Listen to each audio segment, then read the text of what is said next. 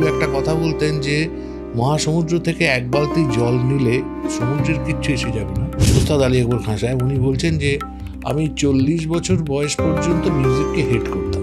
কোনো এরকম পারফরমেন্স হয়েছে যেই পারফরমেন্সে মনে হচ্ছে যে আজকে না কিছু একটা অন্য কিছু হিট হয়েছে, আজকে কিছু একটা অন্যরকম হয়েছে? যদি জীবনে একবার সাটা লেগে যায় তাহলে ভগবানের কাছে অনেক কৃতজ্ঞ থাকবেন। তো আমাকে অনেকেই জিজ্ঞেস করতেন যে এখনো আপনি কি শেখেন এত বছর? এটা তো মহাসমুদ্র মানে এক জীবনে শেষ করা যায় না। সেই সাউন্ডটাতে আমরা মানে আমি প্রত্যেকটা টেনশন হতো যদি এই শটটা ঠিক না হয় প্রডিউসার বলবে কি হলো, এত ফিট গেল।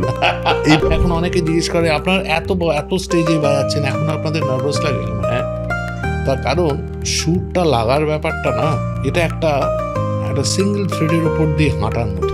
তার মানে আপনি বললেন যে ঈশ্বরের কথা, মিউজিকের সঙ্গে তো একটা ডিভিনিটিরও যোগাযোগ আছে বলে অনেকেই বলেন।